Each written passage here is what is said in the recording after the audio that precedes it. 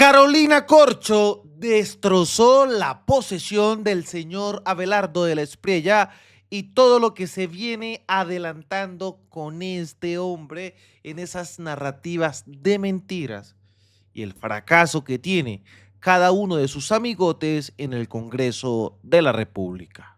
Atrás. Ha decidido el pacto histórico no ir a la posesión del ciudadano estadounidense Abelardo de la Espriella. ¿Cuál es el mensaje que desde el pacto histórico se le quiere dar a los colombianos para no asistir a esa posesión y al contrario convocar manifestaciones, marchas, concentraciones en Bogotá, en Barranquilla y en Cali? Buenos días y bienvenida, senadora Carolina. Bueno, muy buenos días, William, a toda la audiencia del Calentado. Es una decisión colectiva de bancada que radicamos ayer en una constancia en el Congreso de la República, en la cual efectivamente apelamos a nuestro derecho a la libre opinión parlamentaria, a nuestro derecho a la protesta política, que es un derecho constitucional, para no asistir a la posesión del señor Abelardo de la Espriella, por varias razones. Primero, en defensa de la institucionalidad democrática del Congreso de la República, dado que es el presidente de Colombia quien se posesiona ante el Congreso, no el Congreso ante el presidente. No somos los congresistas invitados a un evento del presidente, un evento además donde hay una demostración suntuaria de derroche. Nosotros no estamos para eso. Lo segundo, el hecho de que se hagan eventos itinerantes en todo el país por parte del señor Abelardo de la Espriella no quiere decir que él sea una persona defensora de las regiones. Las regiones se defienden con los presupuestos, con las propuestas de política pública y con los proyectos de ley que en el Capitolio, que es la sede oficial del Congreso de la República, se definen para las regiones de este país. El día de ayer radicamos un proyecto de ley que a mi juicio es la reforma al Estado más importante en la historia reciente de Colombia, que es recuperar lo que habíamos ganado en la Constitución de 1991 en términos de descentralización, para entregar de los ingresos corrientes de la nación, 39.5% van a alcaldías y gobernaciones. Por supuesto que sabemos que hay un riesgo de corrupción, por eso tenemos que hacer todas las medidas necesarias para controlar personerías, contraloría, generar veedurías ciudadanas para que esos recursos se destinen efectivamente en sanidad, en salud y educación. Así es como se hace la descentralización, no en eventos itinerantes financiados con recursos públicos que hoy todavía no tenemos claro, bajo varios principios, porque además la proposición, que es esos documentos que radican los congresistas en la mesa directiva para someterlos a votación, fue confusa al principio, la tuvieron que cambiar, es decir, Abelardo, sin haberse posesionado, no dio para redactar bien redactada una proposición en el Congreso de la República para aprobar el traslado. Dijo primero que una guarnición militar, después dijeron que en el Cauca, luego dijo que en Cali. Si esa es la posesión, imagínense ustedes cómo será el gobierno con todas estas improvisaciones. Algo parecido con lo del empalme. Dijo que le iban a hacer una donación del BID, luego resultó que era un préstamo y luego resultó que era mentiras. Entonces veamos pues ya el talante que está mostrando este gobierno. Pero además, el Congreso de la República, legal y constitucionalmente, la sede oficial del Congreso de la República es el Capitolio. Y el Capitolio no es un edificio bogotano. El Capitolio es la representación de las regiones de Colombia, es la representación de la historia republicana de Colombia con todas sus regiones. Entonces, en este sentido, el Congreso solo está facultado para trasladar la sede del mismo ante un caso excepcionalísimo. Y excepcionalísimo no es el capricho discrecional de un ciudadano que aún no se ha posesionado y que de manera caprichosa quiere que se haga su posesión a su medida. Nosotros no podemos acomodar las instituciones democráticas al derroche y a la discrecionalidad caprichosa de un ciudadano que se va a posesionar como presidente de la República.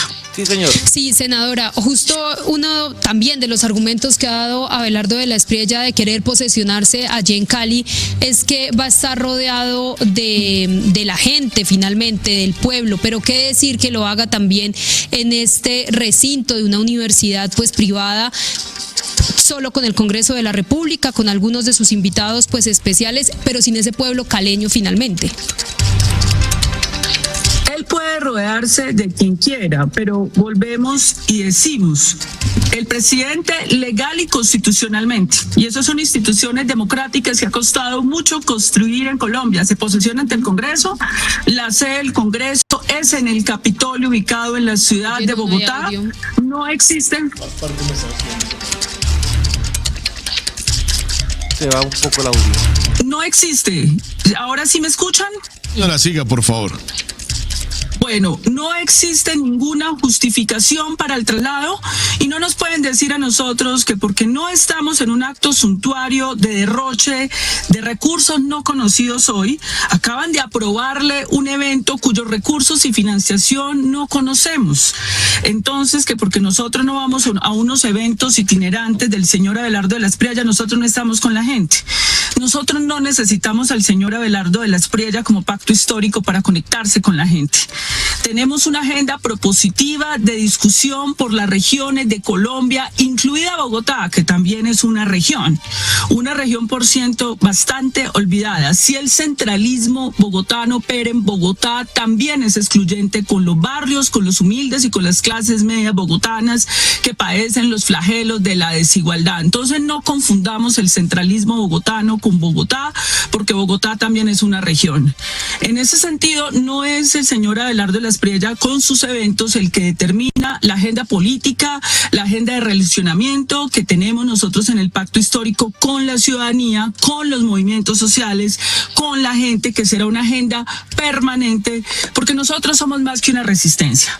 Nosotros somos una alternativa del poder político en Colombia. Somos una alternativa a un régimen político excluyente de los de siempre, que son los que están en este momento y van a gobernar con Abelardo de la Espriella. El gobierno de Abelardo de la Espriella tiene una característica, es que allí están representados los clanes políticos regionales que han pactado siempre con las élites bogotanas, que están denunciados por hechos de corrupción, que están en la impunidad por las puertas giratorias de las contralorías, las personerías, también de bolsillos de ellos por los mecanismos como se eligen estas instituciones del control fiscal.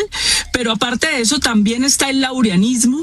El presidente de la Comisión Primera, que fue elegido ayer por mayorías aplastantes contra nosotros, es el nieto de Laureano Gómez. Su hermano es el ministro de Hacienda. Su hijo va a ser jefe en la presidencia. Es decir, acá hay un alto nivel de concentración del poder nepotista de élites históricas de los años 50 que le dijeron a Colombia que iban a volver invivible la República. Están resucitando el volver invivible la República. Pero además, pues también ahí está el duquismo, conocido ampliamente por nosotros, porque nosotros empalmamos el anterior gobierno, nuestro gobierno, con el de ellos, y algo del uribismo, que es muy tenue, pero algo del uribismo. Es decir, el gobierno de Abelardo de la Espriella es la misma oligarquía histórica, con los mismos intereses para unas minorías, que ha promovido la desigualdad, la corrupción, la guerra, y eso es lo que estamos enfrentando en este momento.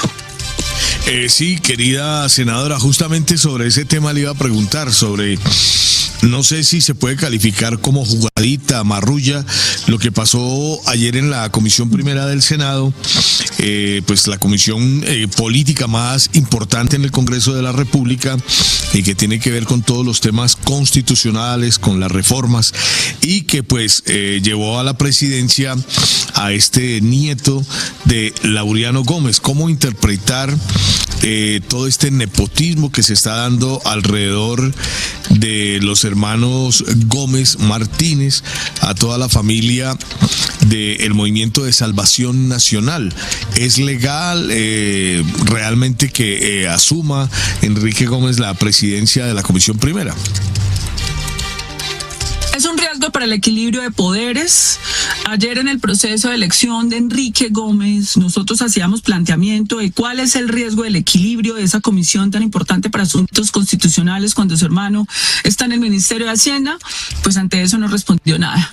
Pero además el señor Enrique Gómez, que es el que tiene que dirigir y presidir la comisión, una de las comisiones más importantes del Congreso de la República, intentó de manera ilegal e inconstitucional intervenir como partido de oposición frente a la locución presidencial el día de la posesión del Congreso sin estar posesionado, pasando por encima de la ley quinta, reconocer como partido de oposición el mes siguiente de la posesión presidencial, intentó forzar una espuria intervención como opositor cuando él no era congresista de la anterior legislatura y cuando aún no se había posesionado.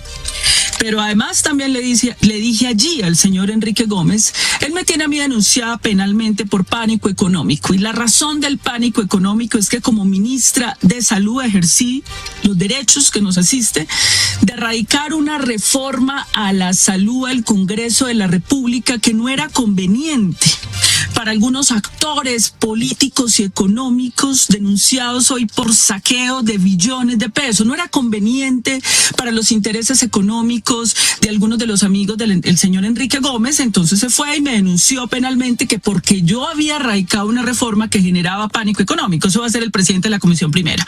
En la Comisión Primera se van a erradicar diversos proyectos de ley, algunos de estos contrarios al pensamiento del señor Gómez, y nos asiste el derecho además, y contrario a los intereses económicos de quienes han acumulado poder y recursos a costa de las desigualdades de Colombia.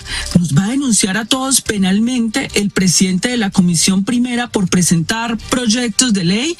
Tenemos ya serios riesgos democráticos que advertí y dejé sobre la mesa en esa comisión, que discutirá asuntos tan importantes como, por ejemplo, la decisión o el anuncio del señor Abelardo de la Espriella de una sede alterna a la Casa de Nariño para él despachar desde Barranquilla.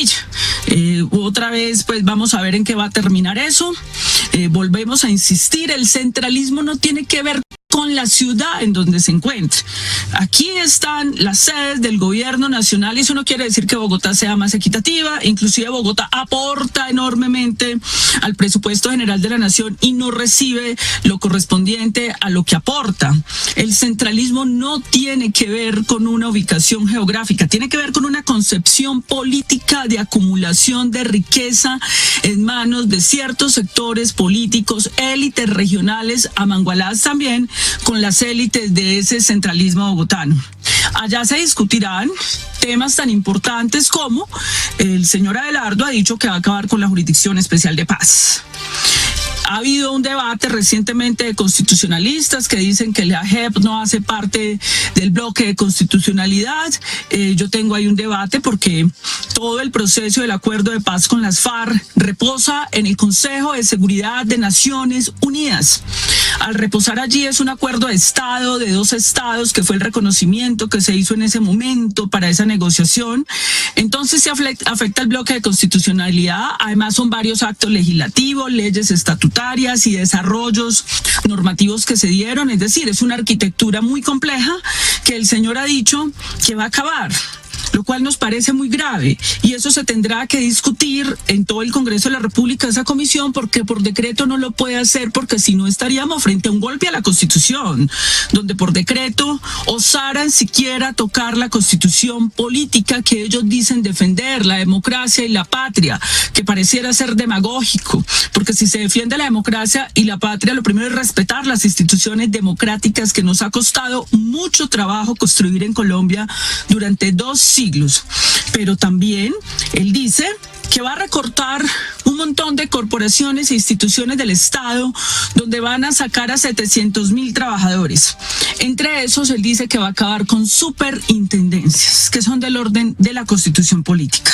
Es decir, él va a reformar la Constitución a fondo, recortando instituciones Y queremos ver, pues queremos dar esa discusión hasta dónde va a llegar o si es una nueva improvisación. Pero llama la atención el contraste de que ellos hablan de todos esos anuncios que necesariamente tienen que pasar por el Congreso de la República, pero dicen que preparan 80 decretos. 80 decretos no pueden tomar ese tipo de decisiones que está planteando el señor de la Espriella, que entre otras cosas, con los anuncios que ya ha hecho en materia internacional, ya está afectando simplemente por ideología los intereses comerciales de nuestro país. Al anunciar el cierre de las embajadas en el Caribe y en África, está afectando intercambios comerciales por 450 millones de dólares. El intercambio comercial de 250 empresas colombianas con el África aumentó en un 73% este año respecto a años anteriores y logramos exportaciones hacia esas latitudes de bienes de energías no fósiles, como por ejemplo el aceite, el café, el sorgo. La ideología, las decisiones ideológicas sin perspectiva técnica, sin perspectiva patriótica y de defensa de los intereses del empresariado colombiano, de la ciudadanía y del pueblo colombiano, derivan en la destrucción de esos intercambios comerciales. ¿Y por qué hace esto el señor Abelardo de la Espriella? Porque él quiere abrir unos escenarios diplomáticos con Jerusalén y porque además quiere restituir las relaciones con Israel, hoy denunciado su primer ministro Netanyahu ante la Corte Penal Internacional por matar niños, niñas, poblaciones y por bombardear hospitales, por cometer un genocidio. Y recordemos que el genocidio es un delito, la apología del genocidio es un delito en Colombia. Todos estos temas son los que vamos a discutir en el Congreso de la República y en Colombia cuando se empiecen a hacer estos anuncios. Bueno, recordemos que Laureano Gómez fue uno de los presidentes que no se posesionó en condiciones en las que se podía posesionar porque estaba clausurado el Congreso de la República. Imagínense pues lo que nosotros estamos intentando de alguna manera reproducir en este momento. Pero aparte de eso, porque se había consumado un gran magnicidio que tenía en vilo la democracia del país, que era el de Jorge Eliezer Gaitán y todos sus seguidores. Y evidentemente pues estaba el país en unas condiciones de inestabilidad política. Pero hay una diferencia ahora, William, y toda la audiencia. Nosotros ya los conocemos de décadas. Sabemos la mezquindad con la que ha actuado la oligarquía de este país, la élite oligárquica minoritaria de familias que han empobrecido a nuestro pueblo y lo han llevado a la desigualdad. Los conocemos. La diferencia ahora es que nosotros somos más. Nosotros somos más de la mitad del país que tiene otra cultura política, otra transformación, tiene otro pensamiento, otras ideas de otra Colombia y somos más en el Congreso de la República. Esa es la diferencia con otras épocas anteriores. Por eso yo llamo a la esperanza, somos una alternativa al poder político. No somos una simple resistencia, somos una alternativa del poder político en Colombia y tenemos que ser poder político. Nos esperan unas elecciones regionales, donde si logramos democracia interna del partido, actuar en sentido colectivo con los mejores hombres y mujeres de nuestras ciudades, de nuestras regiones, de manera democrática. No puede haber aquí bolígrafo y esas viejas prácticas que tanto daño nos hicieron. Yo creo que podemos empezar a hacer y a recuperar el hecho de ser poder político. ¿Y por qué queremos ser poder político y tener espacios de poder? No por nosotros, por nuestro pueblo. Cada que perdemos unas elecciones es un plato menos de comida. Es un humedal al que le meten cemento en la ciudad de Bogotá. Es un retroceso en derechos. No podemos seguir perdiendo elecciones en Colombia. Tenemos que tener la capacidad de enfrentar un sistema electoral opaco, frente al cual ya como citante en el Congreso de la República hemos citado a estas autoridades a un debate de control político, porque deben muchas explicaciones el Consejo Nacional Electoral y la Registraduría General de la Nación sobre el proceso electoral electoral en Colombia, su opacidad. Estamos hablando de la democracia, de la posibilidad de participar y esperamos que le den todas las explicaciones a Colombia de por qué no hubo escrutinios en el exterior. Es que es demasiado irregular unas elecciones sin escrutinio. Pero segundo, ¿por qué no conocemos el software y no hubo una auditoría cuando hay un fallo del Consejo de Estado desde el año 2017 que ordena al registrador que haya una auditoría de todos los partidos políticos del software, que debería ser de carácter público y no privado? Y son muchas las preguntas que nos tendrá que responder las autoridades electorales en el marco del control político y al conjunto del pueblo colombiano. Ahí veíamos lo que nos decía Carolina Corcho acerca de ese histórico momento y cómo deja muy mal parado al señor Abelardo de la Espriella. No olviden por favor dejar su like, su comentario y vamos a difundir este contenido desde la Tierra del Trueno, desde el Catatumbo, haciendo resistencia, construyendo paz y buscando reconciliación. Soy Libremente. Aquí las cosas como son. Nos vemos en un próximo capítulo. Hasta pronto, señores.